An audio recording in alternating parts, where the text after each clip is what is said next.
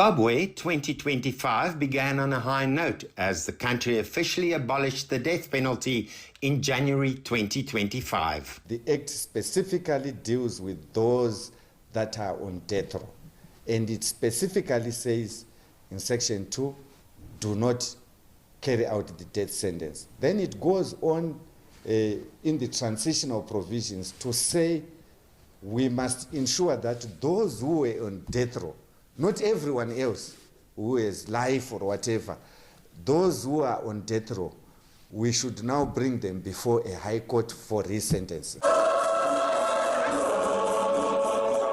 Zimbabwe joined the rest of the world in mourning the passing of Pope Francis. These ones couldn't have that opportunity which others have to go and view the body they are lying in state, St. Basilica, the Basilica, St. Peter's Basilica. But here it was an opportunity to come together, as it were, even to grieve together and pray together and thank God for the life of Pope Francis. On the sporting front, Kirsty Coventry, who at the time was Zimbabwe's sports minister, was appointed the first female IOC president.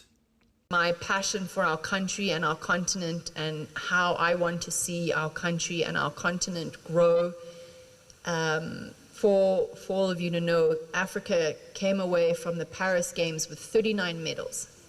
And my hope is that in LA, we come home with much more, and Zimbabwe comes home with at least 2 of those medals. On the health front, the country successfully conducted 10 open heart surgeries on children with congenital heart defects. Nothing greater than helping your own people and getting assistance to do so. And so we're ever so grateful to the Egyptians because it's very fulfilling work. We never know where these children may end up. You know, one may end up as a doctor who treats me. Zimbabwe also took over the presidency of the 15th meeting of the Conference of the Parties to the Ramsar Convention on Wetlands, COP15. COP1, which happened in Italy in 1980, had 21 contracting parties and was opened by an ambassador. COP15, happening here in Victoria Falls, has 172 contracting parties.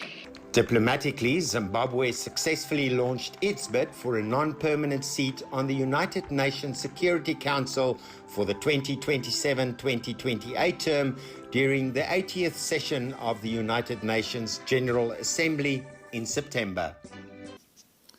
The bid for this seat is not solely for Zimbabwe, but it is for Africa, the developing world, and all nations that deserve and desire peace, justice, equality, for the benefit of both present and the future generations. We will also advocate for solutions that address the root causes of instability, causes of poverty, and the climate-induced security threats.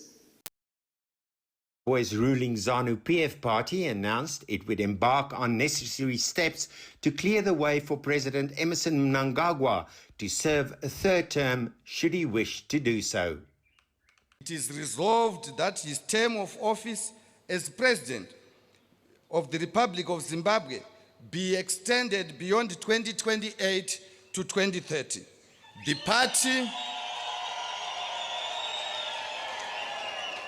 The party and government are therefore directed to initiate the requisite legislative amendments to give full effect to this resolution. The ugly face of Zimbabwean politics was also on display once again. The building belonging to the chairman of the Southern African Political Economy Series, Professor Ibo Mandaza, was destroyed by fire in an arson attack just a few hours before hosting prominent opposition figures who wanted to express their views on the ZANU-PF move. I'm sorry that it has come to this, but then it's not surprising at all. And what's amazing now is the correlation between what happened just after midnight, the arson, the abduction of the security guard, who I'm glad to say is survived, is back, a petrol bomb was thrown into the seminar room. That was the main target. It was done by people who know the geography here. The year ended with former opposition political leader Nelson Chamisa announcing his resurrection back into the political arena. We are organizing. And we are organizing. We are in communities. We are at every level organizing. Because the Lord wants us to be organized. And those who are organizing, let's continue organizing. Those who are mobilizing, let's continue mobilizing. Many Zimbabweans now look forward to 2026, hoping the effect of the recovery of the economy will finally be felt in their pockets. However, many fear the ugly side of the Zimbabwean politics will likely show its face again, as the battle lines have been drawn.